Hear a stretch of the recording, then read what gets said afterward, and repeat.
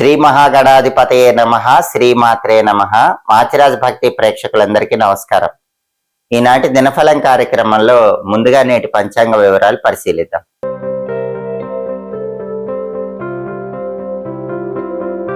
మాచిరాజ్ భక్తి ప్రేక్షకులందరికీ ఒక చిన్న విన్నపం.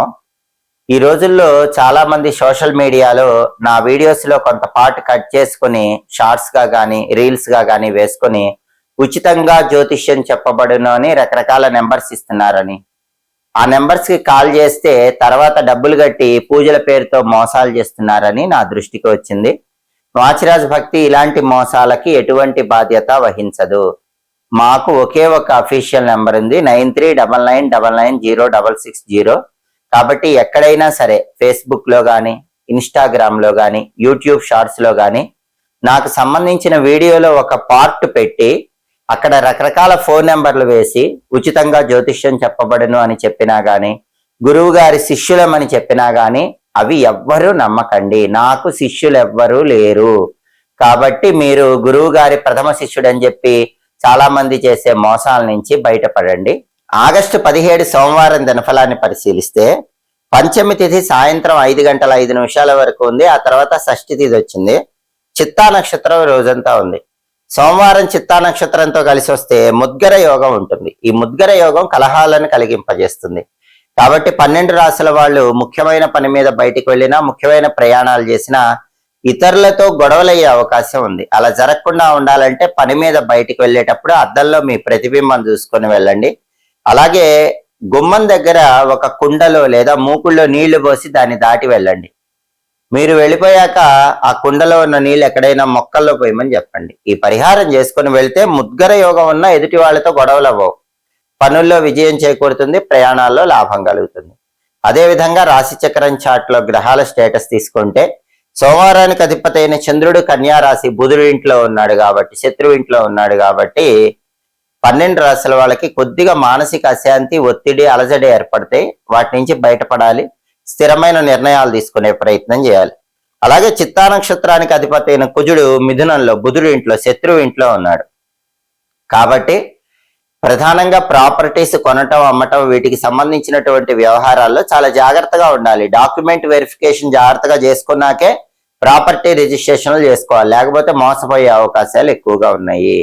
సోదరులతో కూడా జాగ్రత్తగా మాట్లాడాలి, లేకపోతే గొడవలు అయ్యే అవకాశాలు ఉన్నాయి. అదేవిధంగా నక్షత్ర బలాన్ని బట్టి కొన్ని ముఖ్యమైన పనులు చేసుకోవచ్చు. ప్రధానంగా చిత్తా నక్షత్రం ఉంది కాబట్టి రోజంతా అన్నప్రాసన, నామకరణము, అక్షరాభ్యాసము, చెవులు గుట్టించటము, ఈ కార్యక్రమాలన్నీ చేసుకోవచ్చు. గర్భాధానం కార్యక్రమానికి కూడా చిత్తా మంచి నక్షత్రమే. అలాగే కొత్త విద్యలు నేర్చుకోవటానికి ఈ నక్షత్రం అనుకూలిస్తుంది. కంప్యూటర్ కోచింగ్ సెంటర్లో జాయిన్ అవ్వటానికి కూడా చిత్తా నక్షత్రం మంచిది. కొత్తగా కొన్న వాహనాలు, బండి గాని కారు గాని మొదటిసారి ఉపయోగించుకోవటానికి కూడా చిత్తా నక్షత్రం అనుకూలిస్తుంది. సర్జరీలు చేయటానికి, చేయించుకోవటానికి చిత్తా చాలా మంచి నక్షత్రం. అలాగే నూతన వ్యాపారాలు ప్రారంభించడానికి కూడా చిత్తా చాలా మంచి నక్షత్రము. పెయింటింగ్ కోర్సులు నేర్చుకోవటానికి కూడా ఈ నక్షత్రం అనుకూలిస్తుంది. చిత్తా నక్షత్ర బలాన్ని బట్టి ఈ ముఖ్యమైన పనులన్నీ చేసుకోవచ్చు. అలాగే ఈనాటి దినఫలం కార్యక్రమంలో 12 రాశుల వాళ్ళ రాశి ఫలితాలు ఎలా ఉన్నాయో ఇప్పుడు మనం పరిశీలిద్దాం. ముందుగా మేషరాశి. మేషరాశి వాళ్ళకి ఈరోజు అప్పులు తీర్చడానికి చేసే ప్రయత్నాలు అనుకూలిస్తాయి. ఏదో ఒక విధంగా ధనం కలిసి వచ్చి రుణ బాధల నుంచి బయటపడగలుగుతారు. అలాగే అధికారులను కలుసుకుంటారు. అధికారులతో కీలకమైన చర్చలు చేసి మంచి ప్రయోజనాలు పొందగలుగుతారు. తదుపరి వృషభ రాశి.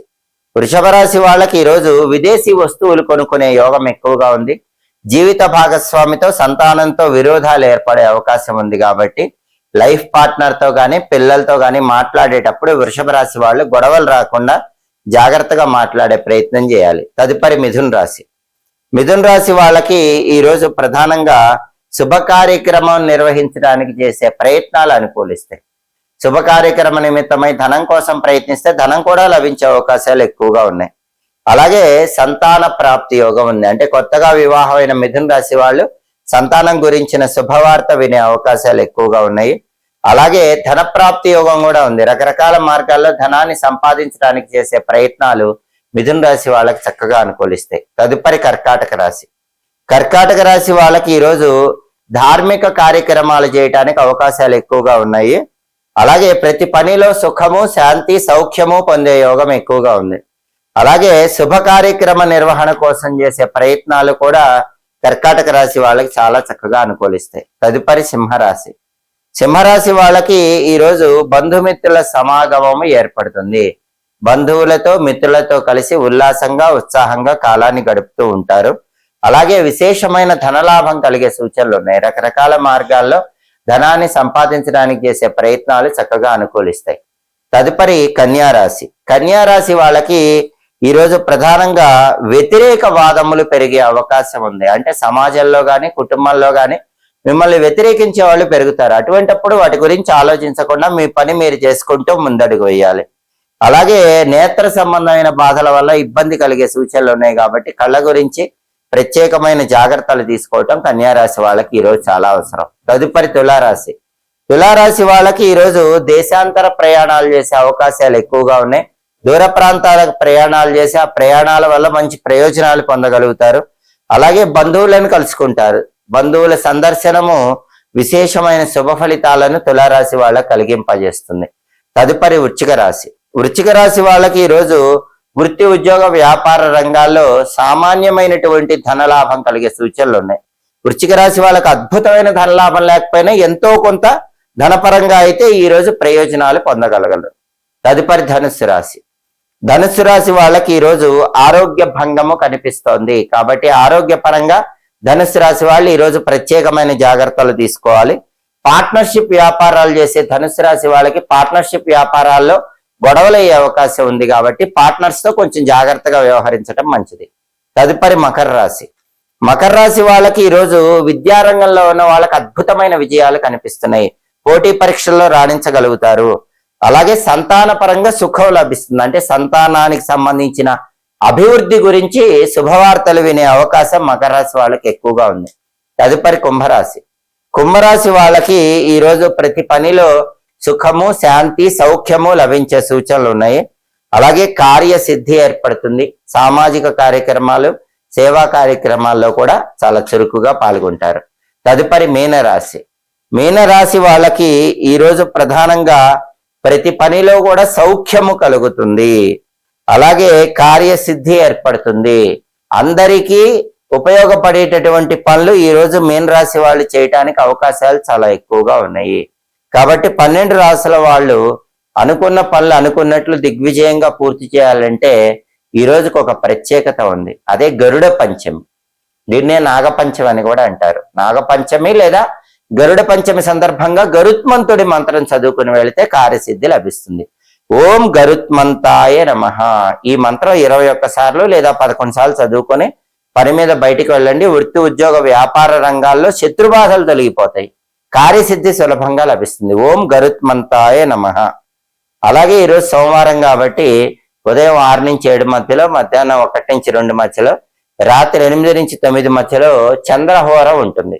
ఈ చంద్రహోర ఉన్న సమయంలో ఎవరైనా సరే నీటి మీద ప్రయాణం చేసి ధనలాభం పొందటానికి చంద్రహోర బాగా అనుకూలిస్తుంది.